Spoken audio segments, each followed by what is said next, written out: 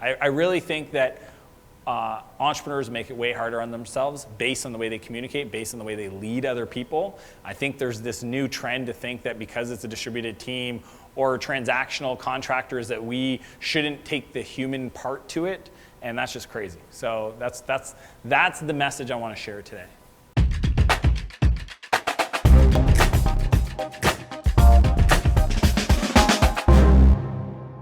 Yo, what's up? Today I'm talking about leadership in your business, specifically around the 4 levels of leadership. You know, if you've ever had somebody on your team that you've hired, trained, and they quit, or you're having meetings with your team and every time you sit down and you review what they've gotten done, it looks like they haven't made any progress, or you just feel like they're not committed to your business, then you're going to want to watch right to the end, because I'm going to share with you guys how leadership has changed over the last 20 years and really understand how, if you do it right, you can have people that are on that shared journey, shared mission, that are not only loving working for you, but are recruiting their friends, the smart friends, not the dumb ones, to come work with them because they want to have a bigger impact in your business. You know, I really learned this style of leadership when I was 22 and when I worked for a guy named Darcy. You know, I just got hired as a contractor at a place called Syncrude, Alberta in Fort McMurray. Yes, if you know where that is, it's like in the middle of nowheres and kind of north of that. And I was hired to manage a team of 15 people. And at the time, I think Darcy looked at me, I was a young kid, and said, you know, like, hey man, like, I know when we interviewed you, I was a contractor, that I didn't realize how old you were, but you've got 2 weeks to really show me that you can lead these people, or we're gonna have to find somebody else. So that was crazy, because I didn't really have a whole lot of other opportunities outside of that job.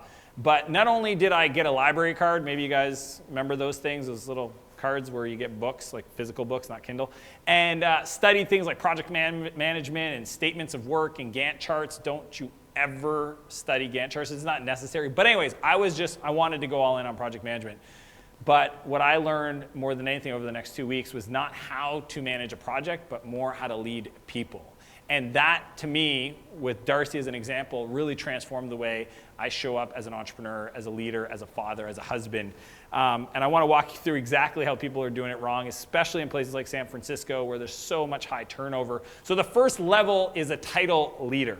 So a title leader is pretty much like, here's who I am. I'm the director, I'm the CEO, I'm the manager, and you got to listen to me. And I don't know if you've ever worked with those kind of people, but it works for a little bit, but it does not create a sense of community, it doesn't create a sense of team, and really that doesn't last. So most people that are in those scenarios, anybody is great, the A players, they're gonna probably take like 3 months of it and then they're gonna bounce. And the people that are left over are usually the C's and D players, not the great people, because anybody that knows their worth won't put up with somebody saying, do this, don't challenge me, I'm the boss, you listen to me, let's get it done. That's just crazy. Used to be that way, totally doesn't work like that. It's transformed the way leadership happens over the last 20 years. The second level of leadership is the trader.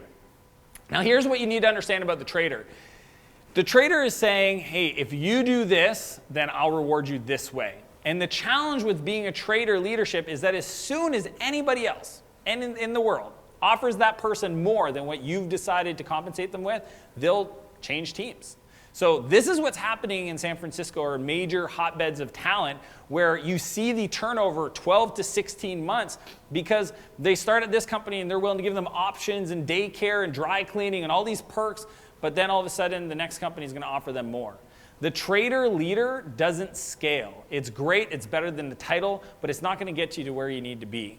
The third level, which I believe most great entrepreneurs, great leaders are at, is the servant leader. The servant leader sits down and says to their team, how can I serve you? What are the challenges? How can I improve your situation? What things do you need? What resources can I provide to help you create a better output? Be more productive. Be happier at work. They're serving their team. And that, to me, is where we want to spend as much time as we possibly can when we interact with people. It's managing through questions. It's not telling people what to do, which is more title and trader. It's really saying, how can I serve? The fourth level, if you want to be ninja, if you want to go to that level, it's going to take years. It's called the spiritual leader.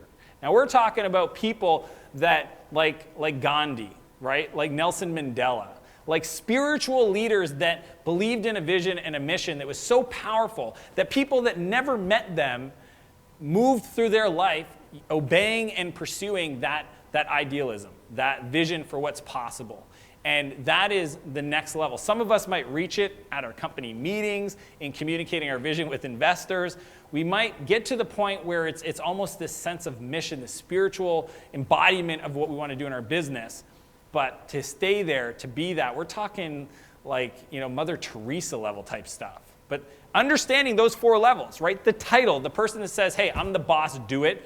The trader, if you do this, I'll give you Y, so X versus Y. As soon as somebody comes along that's willing to give them more, they bounce. Or being a servant leader and really trying to ask yourself, how can I serve my team? What do they need from me so that I can ensure that they have the best experience building and growing along with the rest of the team? And then finally, the spiritual leader, where if you pull that off, you have people that you've never communicated with, to never talked to, aren't even part of your team, but showing up by example, by sharing your stories, you're going to move them forward and lead them. That is the ultimate form of leadership. As per usual, I want to challenge you to live a bigger life and a bigger business, and I'll see you next week. If you like this video, be sure to subscribe to my channel, and also I'd encourage you to subscribe to my newsletter, where I share exclusive invites to events and other free training videos. And if you're ready to get going, click those couple of videos I got ready for you, and I will see you next week.